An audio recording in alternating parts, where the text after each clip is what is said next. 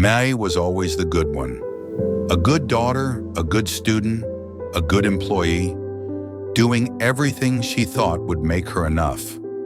She got the grades, the promotions, the polite nods of approval. Yet at night, lying awake, she felt empty, as if the whole world had stamped her with invisible ink.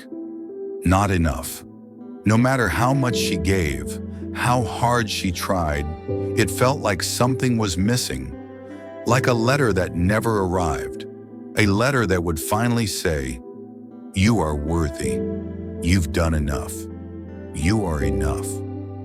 One day, exhausted in seeking answers, May visited an old temple in the mountains. She wandered its quiet stone paths until she saw an elderly monk sweeping fallen leaves under an ancient tree. Drawn by the calm in his eyes, she sat down nearby. When he looked up, she whispered, "May I ask you something?" He nodded. She said, "Why do I always feel like I'm not good enough, no matter what I do? I keep waiting for someone to tell me I'm worthy, but no one ever does." The monk paused, leaning on his broom. He reached into his worn sleeve and pulled out an old yellowed envelope, its edges soft, its surface blank.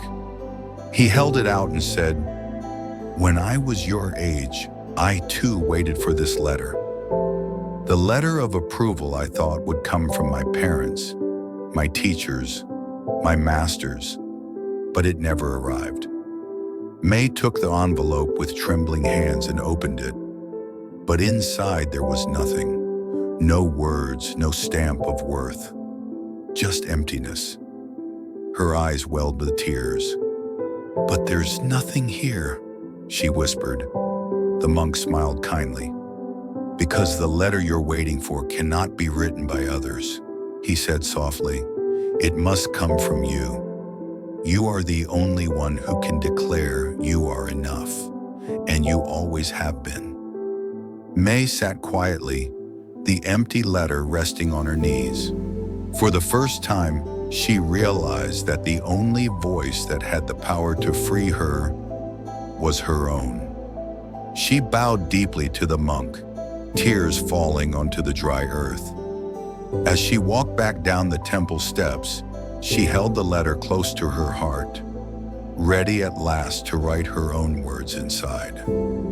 If you too feel like you're waiting for the world to tell you you're enough, stop waiting. No one else can write that letter for you. Your worth was never missing. It has always been within you. If this story reminded you to trust your own worth, subscribe for more gentle Zen stories that help you remember you are already enough.